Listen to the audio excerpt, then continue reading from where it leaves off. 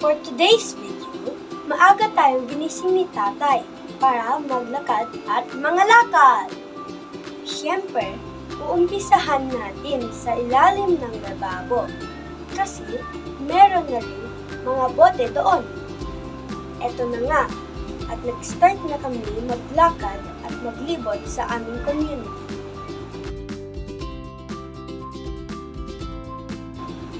First blood! Double kill!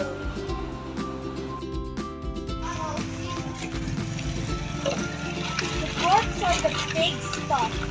Ayan! Dahil isa lang ang sako namin, nag-aagawan na kami kung sino ba ang hahawak nito. Ops! Siyempre, check mo muna. Baka may ahas or insekto o anumang hayop na maaaring maglagay sa'yo sa panganib. Ayan! Nakahanap na kami ng isa pang sako. Pati na rin ng malaking water bottle. At ayun, nakahingi na kami ng pag-third na sako para kanya-kanya na kaming may hawak.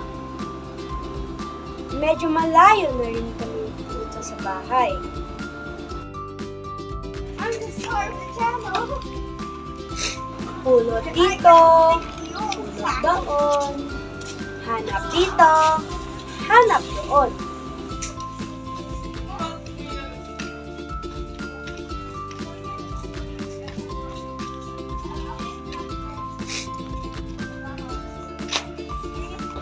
Basta, lakad lang ng lakad, kahit pagod na at mainit ang panahon. Oh, mayari ka ba? Tatay, let's get a spider!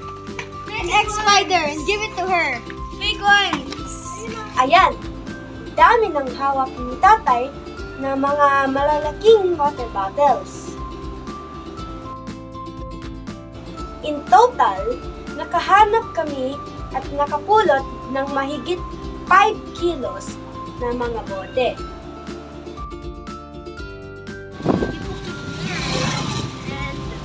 We earn money from it. Yeah, I'm just not sure kasi kung how much do you really earn.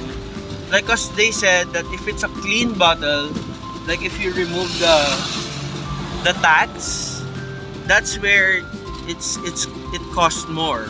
You earn more.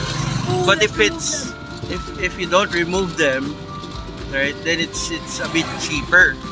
But still, if you look at it, you're still gonna spend more time just to remove them, right, and end up with just a little more money. Then just collect it. So you just collect it instead. Sa junk shop, nalaman namin na it's only 3 pesos per kilo.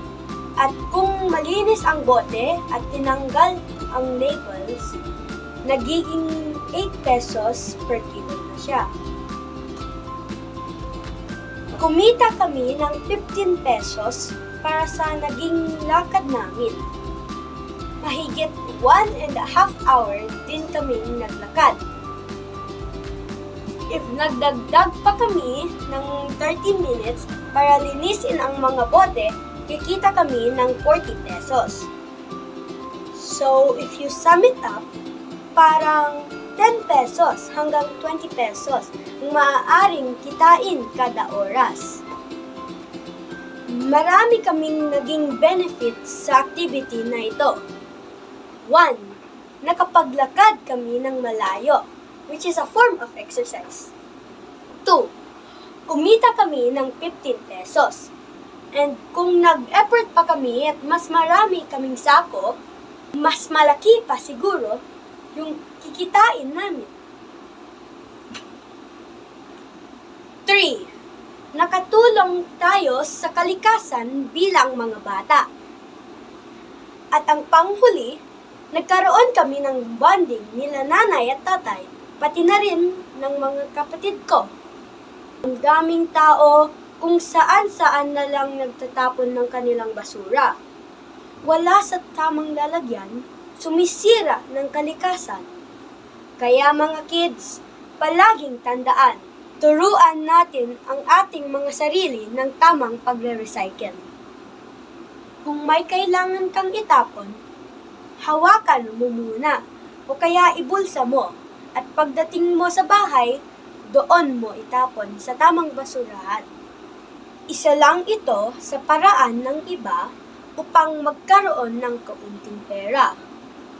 10, 20, 50, totoo nga, hindi mo basta-basta mapupulot ang pera. Kaya, dapat nating pahalagan ang bawat perang pinagpapaguran ng ating mga magulang. Yay! 5 pesos only. Sana ay may natutunan kayo ngayon sa ating episode. Abangan nyo sa susunod ang iba pang mga paraan na maaaring pagkakitaan ng isang batang kagaya ko. Hanggang sa muli, paalam!